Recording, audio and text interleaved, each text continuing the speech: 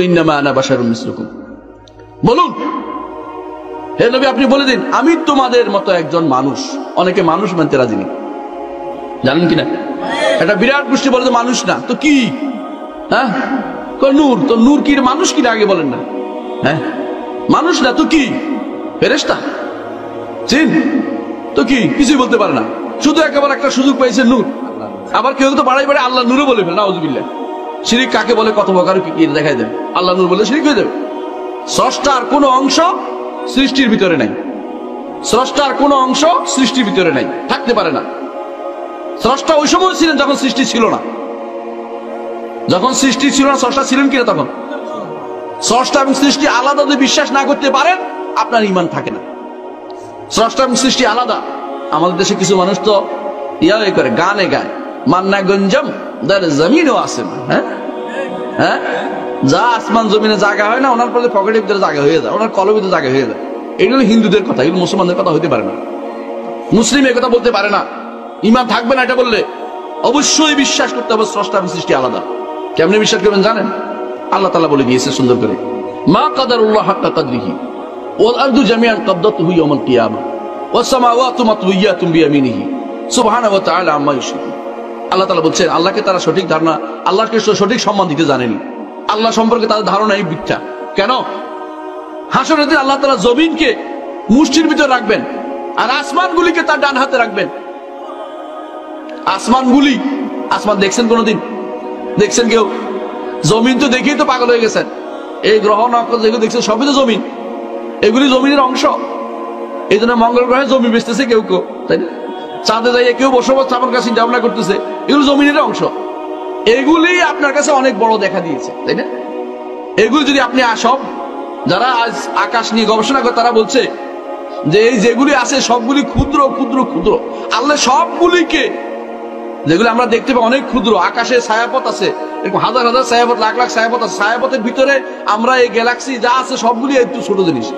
যদি আল্লাহ এই সবগুলিকে তিনি ডান মুষ্টির ভিতরে রাখেন, রব্বুল আলামিন কত বড়, আযীম, আল্লাহু আকবার মিন কুল্লি শাই। তিনি মহান, তিনি বড়, তার চেয়ে বড় আর কিছু হতে পারে না। আল্লাহ তাআলা অন্য আয়াতে বলছেন ওয়াস সামাওয়াতু মাতউইয়াতুন বিয়ামিনিহি, তার ডান হাতে আল্লাহ তাআলা বলছেন তার সমস্ত আসমান সবগুলি পেছানো থাকবে। আল্লাহ তাআলা অন্য আয়াতে বলছেন ইয়াউমা নাতুইস সামাআ কাতাইয়িস সিজরিল কুতুব, যেদিন আমি রাখবো কাগজ যেভাবে একটার উপর একটা ভাঁজ করে রাখে, আসমানগুলিকে আমি আমার হাতে ভাঁজ করে রাখবো। আল্লাহ, মহান আল্লাহ কত বড়, তাকে আপনি বানাচ্ছেন আপনার কলের ভিতরে ঢুকে গেছে না, নাউযুবিল্লাহ। মানে আপনি কি এতই আল্লাহ তাআলা সম্পর্কে এত অজ্ঞ থেকে যাবেন সারাটা জীবন? আল্লাহ সম্পর্কে আপনার জানার কি একটু প্রয়োজন মনে করছেন না? রাসূলুল্লাহ সাল্লাল্লাহু আলাইহি ওয়াসাল্লাম কি বলেছেন? আসমান জমিন সহ যত কিছু আছে সব আল্লাহর কুরসির মধ্যে 7টা দিরহামের মতো। দিরহাম বুঝেন? টাকা, টাকা মুদ্রা আছে না, যত কিছু আছে না আসমান জমিন সবগুলি আল্লাহর কুরসির মধ্যে 7টা দিরহামের মতো। ওয়াসা কুরসিয়ুস সামাওয়াতি ওয়াল আরদ, আল্লাহ তাআলা বলছেন আসমান জমিন সব তার কুরসির ভিতরে জায়গা হয়। আর কুরসি হচ্ছে আরশের সামনে ফেলে রাখা ছোট্ট একটা জায়গা। আরশ কত বড়! ওয়াল আরশু লা ইয়াকদুরু কদরহু ইল্লাল্লাহ, আল্লাহ ব্যতীত আরশ সম্পর্কে কেউ জানে না। রব্বুল আলামিনকে আপনি কি বানাচ্ছেন কোন তো?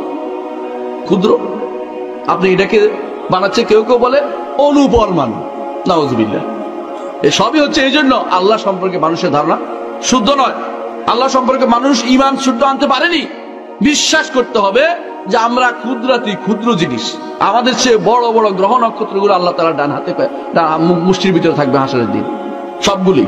তাহলে এই রব্বুল আলামিনকে আপনি কি মনে করতেছেন? আপনি বলেন যে মান্না গুঞ্জম, এটা বলতে পারে কোনো মানুষ? আকীদা কেমনে শুদ্ধ করবেন? কোন জায়গা দিয়ে শুদ্ধ করবেন? কত ভুল আপনি দেখতে পাচ্ছেন। হ্যাঁ, একজন বলেছিল যে সর্বাঙ্গে ব্যথা, ওষুধ দেবে কোথা? সব জায়গায় ব্যথা থাকে। তো আমাদের অবস্থা হচ্ছে এরকম। আপনি আল্লাহ সম্পর্কে এখন ঈমানটা শুদ্ধ করতে পারেনি আমরা। ইন্নাল্লাযীনা আমানু ওয়া আমিলুস সালিহাত কানাত লাহুম জান্নাতুল ফিরদাউস নুজুলা খালিদিনা ফিহা লা ইয়াবগুনা আনহা হিওয়ালা। সেখান থেকে বের হতে চাইবে না। জান্নাত থেকে কেউ বের হতে চাইবে না। সবাই বলবে যে এটা শান্তি। এমনকি প্রত্যেক ব্যক্তি সর্বশেষ জান্নাত যাবে, সে 10টা জান্নাত, দুনিয়ার মতো 10টা পাবে। আল্লাহ, দুনিয়ার মতো 10টা পাবে সে। জান্নাতে এমন এমন গাছও আছে যা 100 বছর গাছের ছায়া দিয়ে বাহন দিয়ে যেতে পারবে, 100 বছর। এটা হাদিস, সহিহ হাদিসে সাব্যস্ত। এত বড় জান্নাতে যেতে চান না? আল্লাহ তাআলা এই জন্য বলছে আরদুহাস সামাওয়াতু ওয়াল আরদ সারি'উ ইলা মাগফিরাতিন মির রাব্বিকুম ওয়া জান্নাতিন আরদুহাস সামাওয়াতু ওয়াল আরদ। দ্রুত এগিয়ে আসো তোমাদের রবের ক্ষমার দিকে, ও জান্নাতিন এমন জান্নাতের দিকে আরদুহাস সামাওয়াতু ওয়াল আরদ, যার আয়তন আসমান জমিন, মানে যেটা মানুষ বলে না বিরাট আসমান জমিনের আসমানের মতো বড়, বড় বোঝানোর জন্য বলছে, আর কি বুঝাবে আপনি, এত বড় আরদুহাস সামাওয়াতু ওয়াল আরদ। মোবারকা বলে এটাকে, মানে বাড়তি বোঝানোর জন্য, কত বড় আসমান জমিন। জান্নাতের দিকে যেতে হলে ঈমান এবং আমল সালেহ লাগবে। ঈমানটা বক্তব্য করতেই হবে, শিরক থেকে মুক্ত থাকতেই হবে, আমল সালেহ করতে হবে, রসুল যা করেছেন তা করতে হবে, রসুল যা করেননি তা পরিত্যাগ করতে হবে। এই জন্য যে এটা বেদাত, আর বেদাত হচ্ছে পথভ্রষ্টতা। রসুলের সাথে অন্য কাউকে সমকক্ষ করার কোনো সুযোগ নাই, করলে ঈমান চলে যাবে। ঈমান মনে রাখতে হবে, আমাদেরকে একমাত্র রাসূলই আমাদেরকে হক পথের দিশা দিয়েছেন। এই জন্য তিনি হেদায়েতের নূর, হেদায়েতের আলো, কিন্তু ব্যক্তি সত্তা আলো নন। এই জন্য ব্যক্তি সত্তা আলো বলা যাবে না। এই জন্য কেন ব্যক্তি সত্তা আলো? আল্লাহ তাআলা তার কিতাবকেও নূর বলেছে, কোরআনকে নূর বলেছে। কোরআন কি আলো বেরোচ্ছে? অর্থাৎ কোরআন পড়লে সে আলো দিয়া আলোকিত হবে, এটার উদ্দেশ্য। রাসূলকে মানলে সে আলো দিয়ে আলোকিত হবে, হেদায়েতের আলো হবে। কিন্তু ব্যক্তি সত্তা নূর বানানো ইসলামে জায়েজ। এই জন্য কুল ইন্নামা আনা বাশারুম মিসলুকুম। তবে পার্থক্য কি? ইউহা ইলাইয়া, আমার কাছে ওহী আসে, রাসূলের কাছে ওহী আসে, আর কারো কাছে ওহী আসে না। আর কারো কাছে ওহী আসে? কেউ মানুষটা এলহামের দাবি করে, হ্যাঁ, কেউ মানুষ এলহামের, কেউ তো এলহাম নয়, কেউ কিন্তু হুজুরের কাছে কাশফ হয়েছে। হুজুরের কাশফ, হুজুরের কাশফ প্রচার করার জিনিস না। যদি আল্লাহ কাউকে সম্মানিত করেও, এটা গোপন রাখার জিনিস, এটা দিয়ে প্রচার করার জিনিস। দুনিয়া একটা কাশফ আর কারামত দিয়ে ভরাই হচ্ছে। কাশফ আর কারামতের জ্বালায় অনেক সময় থাকাই যায় না, শুধু কাশফ আর কারামত বর্ণনা করতেছে, আর কিছু নাই। আর থাকলে তো ওনার নিজে, আপনার কি লাভ? আপনি বর্ণনা করে কি? আপনি কাশফ কারামত ব্যবস্থা করেন, আপনি কারামতের ব্যবস্থা, আল্লাহর কাছে সম্মানিত হন, আপনি ইবাদত করেন আল্লাহর বেশি বেশি করে, আপনি কিছু পাবেন। কিন্তু আপনি নিজে আরেকজনের কারামত দিয়ে কি বাড়াতে চান নাকি? আরেকজনের কারামত দিয়ে আপনি পারবেন কি দিয়া? আপনাকেও আল্লাহর ওলি হন, নেককার হন, ভালো কাজ করেন, কিন্তু আপনি নিজে বানিয়ে বানিয়ে আরেকটা কেন করতেছেন? আরেকজনের কথা বর্ণনা করে আপনার লাভটা কি? এটি হচ্ছে আরেকজনের জিনিস দিয়ে নিজে অপরের জন্য পোদ্দারি করা। এগুলো শরীয়তে অনুমোদিত নয়। ইন্নাল্লাযীনা আমানু ওয়া কানাত লাহুম জান্নাতুল খালিদিন লা ইয়াবগুনা কুল্লাহু কানা মিদাদা কালিমাতির রাব্বিনা নাফিযা ক্বাবলা আন তানফিযা কালিমাতুর রাব্বি ওয়া লাউ জিনা বিমিসলি মাদা কুল ইন্নামা আনা বাশারুম মিসলুকুম ইউহা ইলাইয়া আন্নামা ইলাহুকুম ইলাহুন ওয়াহিদ। তোমাদের ইলাকে একজন, ইলাকে একমাত্র আল্লাহ। এইটার জন্য এত দুনিয়ার সব ঘুরে আয় না এই কথাটা বলছে যে আল্লাহকে একমাত্র ইলাহ মানো। মান কানা আখিরু কালামি লা ইলাহা ইল্লাল্লাহ দাখালাল জান্নাহ। সব আল্লাহকে একমাত্র ইলাহ মানলে, একমাত্র তারই ইবাদত করলে, ইবাদতের কোনো অংশ কাউকে না দিলে আপনার এই লাভটা হবে। ফামান কানা ইয়ারজু লিকা রাব্বিহি, কেউ যদি কোনো তার রবের সাথে সাক্ষাতের আশা করে। সাক্ষাতের আশা করেন কিনা? এক সাক্ষাৎ হচ্ছে বিচারের সম্মুখীন হওয়া, আরেক সাক্ষাৎ হচ্ছে যে তার দিদার নসিব করা। আল্লাহর দিদার, আল্লাহ সাক্ষাৎ, আল্লাহ দেখতে চান না? কে দেখতে চায়? দেখি হাত তোলা দেন তো দেখি। মাশাআল্লাহ, আলহামদুলিল্লাহ।